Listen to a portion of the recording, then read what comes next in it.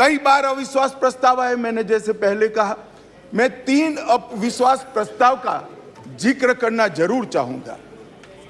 2 अविश्वास प्रस्ताव है यूपीए सरकार के खिलाफ, जो हम विपक्ष में थे तब लेकर आए थे, और 1 अविश्वास प्रस्ताव एनडीए सरकार के खिलाफ था, जो यूपीए जब विपक्ष में थी तब ले गए। 1993 जुलाई में नरसिम्हा राव जी की कांग्रेस की सरकार थी, उसके खिलाफ अविश्वास प्रस्ताव आया। अब सरकार बचानी होती है, नरसिम्हा राव जी को बचानी थी।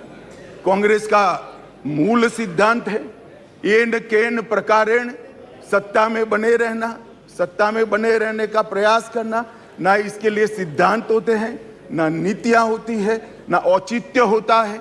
मान्यवर नरसिम्हा राव जी की सरकार अविश्वास प्रस्ताव जीत गई और बाद में कई लोगों को जेल की सजा हुई, स्वयं नरसिम्हा राव जी को हुई, क्योंकि झारखंड मुक्ति मोर्चा को घूस देकर अविश्वास प्रस्ताव पर विजय प्राप्त करी। आज कांग्रेस भी है, कांग्रेस भी वहां बैठी है और झारखंड मुक्ति मोर्चा भी वहां बैठा है। मान्यवर 2008 में मनमोहन सिंह जी विश्वास प्रस्ताव लेकर आए। विश्वास प्रस्ताव के वक्त भी एक बार यहां पर बरोबर देश में वातावरण हो गया था कि इनके पास बहुमत नहीं है, बहुमत था भी नहीं।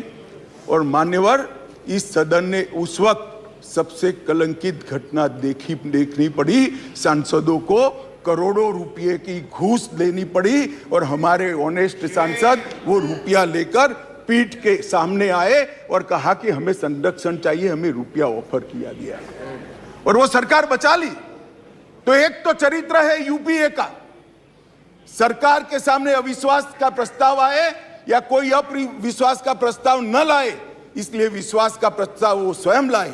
इसमें से बचने के लिए सारे सिद्धांत, सारा चरित्र, सारे लोकसभा के नियम कानून, हमारी परंपराएं, इसको त्याग कर एन केन प्रकारेण सत्ता को संभालना और सत्ता पर काबिज रहना। इसके सामने मान्यवर दूसरा एक उदाहरण है।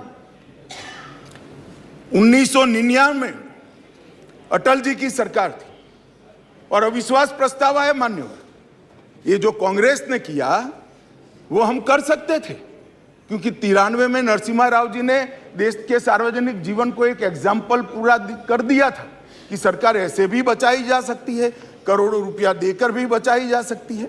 हम भी कर सकते थे, मगर हमने नहीं किया। मान्यवर हमने नहीं किया। हमने हमारी बात रखी। देश के प्रधानमंत्री अटल जी ने इसी सीट पर बैठकर अपनी बात रखी संसदों के सामने और जो कहा कि संसद का जो फैसला है मैं सर पर चढ़ाऊंगा, हमें कोई आपत्ति नहीं। मान्यवर सिर्फ 1 वोट से सरकार गई, सिर्फ 1 वोट से। क्या हम यूपीए और कांग्रेस की तरह बचा नहीं सकते थे? बचा सकते थे, मगर मैंने कहा ना कि कई बार संकट के समय गठबंधनों और पार्टियों का चरित्र उजागर होता है। यूपीए का चरित्र सत्ता बचाने के लिए भ्रष्टाचार करने का चरित्र है और भारतीय जनता पार्टी और एनडीए का चरित्र सिद्धांतों के लिए राजनीति करने का चरित्र है। मान्यवर उस वक्त मुझे ठीक याद है, मैं संसद में नहीं था, सदस्य नहीं था, बहुत सारे सीनियर सदस्य होंगे उस वक्त।